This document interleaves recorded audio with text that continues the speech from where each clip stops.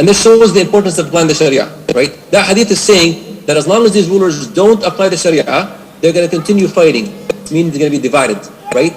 So that means that if the rulers are advised and shown, and Allah subhanahu wa ta'ala gives us better rulers who apply the Sharia, if the more Sharia is applied, the more these rulers will cooperate with each other.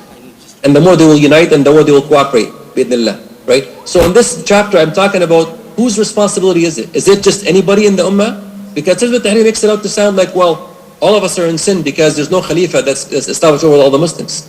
Again, in Muslim history, various scholars who said that the Khilafah is an obligation, they said this. Many scholars have said this. The Khilafah is an obligation. What do they mean by that? Did they mean that the Khilafat al-Nubuwwah was an obligation? Ibn Taymiyyah said it. He mentioned it in one of his writings, right? But does that mean that all the different forms of governance that happen after, that those are haram, that those are not allowed, that those are illegitimate ways of ruling? You know, the hereditary monarchy that we had that took place ever since Muawiyah radiallahu anhu gave it to his son Yazid, right? And Yazid, you know, he's not a Sahabi, right? He made mistakes, no doubt about it, and he wasn't the ideal leader. But Muawiyah gave it to him because he saw it that his son was able, and there were circumstances at that time because Muawiyah, Al-Hasan radiallahu anhu, he gave up the Khilafah and gave it to Muawiyah, and Muawiyah said about himself, I'm the first king, and the monarchy started, right? So Muawiyah radiallahu anhu, because he was the ruler of Sham at the time, he ruled the Sham. Banu Umayyah, they supported him a lot. So for him at that time, one of the reasons why he appointed his son Yazid is because if he appointed anybody else, then there would have been a lot of problems and people would not have accepted it. So again, this is a detailed topic to go into the history and the reasons why he did it and so on. But you're going to find later on that this is something that they use, unfortunately in a bad way, when looking at some of these personalities. So when looking at a possible union between Muslims today, this is something that is up to the people that are in the political realm. It's not just for anybody to come and try to create a group here, create a group there, and recreate history again and say, well, we're back to the Meccan period again, and the whole world is Dar al-Kufr, as if no Muslim exists today. Today we have Muslims, we have 1/4 of the earth is Muslim, we have nation state. So you can't make qiyas with today's situation as it was before Rasul Sallallahu Alaihi Wasallam migrated to Medina. And that's what these brothers are doing, which I think is a very big mistake on their part. Now, this first part of the book I get into is all to do with the political aspect of it.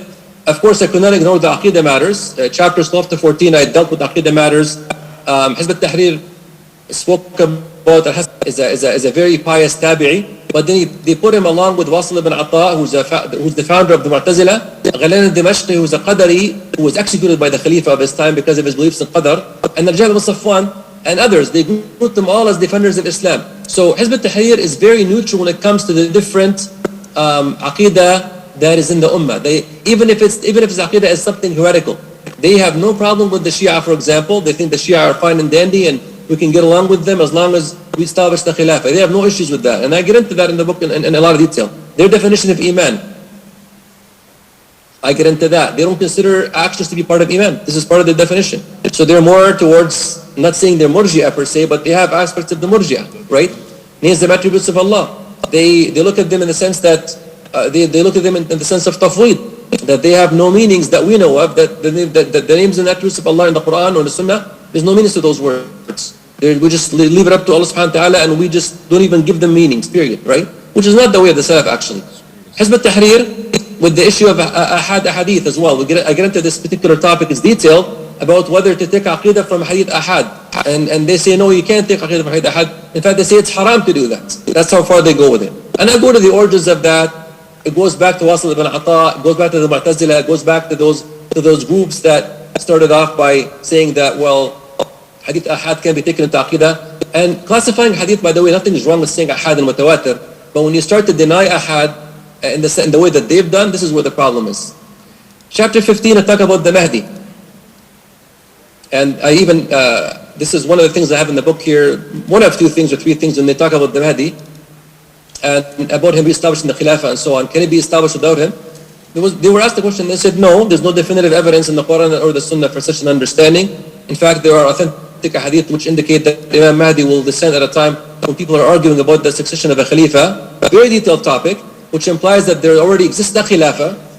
there's already a caliphate when he comes, and they say the commands by Allah is true by Islam are decisive, and again to the end of it, right? So they don't believe in the Mahdi in the sense that this is something that is definitive, right? They say that, well, maybe not, right? Because again of this ahad hadith and the mutawatir hadith, but the reality is even the issue of the Mahdi is mutawatir bil ma'na, that the hadith about the Mahdi are concurrent in terms of their meaning. They're not concurrent in terms of exact wording of hadith, but they're concurrent, recurringly concurrent, and they're mutawatir at the level of definitiveness, right? That there will be somebody who will come and will establish the Khilafah at the end of time. Now does that mean that we'll go to sleep and say, let's wait for the Mahdi? That's what some people think. You guys are just saying sleep. No, there are things that we have to do for this as well. One of them is, like I had in the earlier chapter, in the inevitable caliphate, is that the Muslims should try to, with themselves, their best to apply the Sharia and try to unite some of these fragmented states and bring them together at that political level, right? But when the Mahdi comes, there's going to be a different kind of detail. And I argue in my book that as far as the Khilafat an-Nubuwwah is concerned, in its pure form, that's what the Mahdi will do. What happens before that in terms of a potential caliphate in the sense of having unity between Muslims coming together under less leaders perhaps, or maybe one leader, Allahu A'lam, that can happen. But in its pure form, the way that the Khulafa Rashidun had it, this will be the Mahdi and will not be anybody before him. Some scholars along the Sunnah, they don't agree with that. Some of them said this is how it is, some of them said no. When I looked at it myself, looked at the hadith of the Mahdi and so on, I came to that conclusion that from the hadith and the way the transition is, it makes sense to me that the Mahdi will be the one to do it. Again, it doesn't mean that we slack off and don't do anything. There is work to be done, whether it's at the individual level or the institution level or the societal level or the government level. There's lots of work to be done. Chapter 16, I talk about the tafsir al-siyasi lid-din, the political pan-Islamic worldview when it terms on Islam, right? This is a deep topic as well, because to understand these groups, whether it's Hizb al-Tahrir or Ikhwan al-Muslimun or Jama'at al-Islami, Abu al-Ala al-Mawdudi, rahimahumullah, and so on, to understand the ideology of these groups, you have to understand the tafsir al-siyasi that they came up with.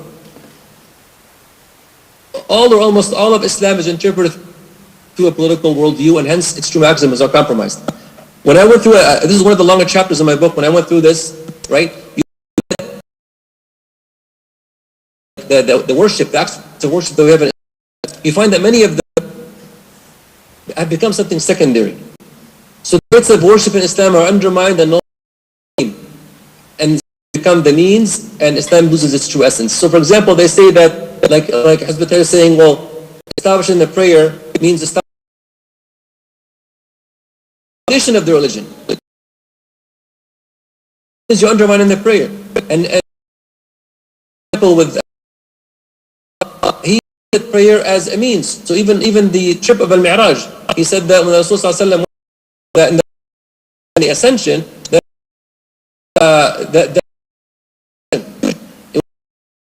the prayer is only a means to that. And this is what he said.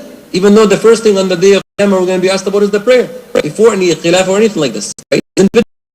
And you find, unfortunately, with some of the writings of these people who make Islam to be a political movement primarily, is that they disrespect the prophets of Allah who did not establish governance, right? Because not all the prophets of Allah established governments. In fact, most of them didn't establish governments. Their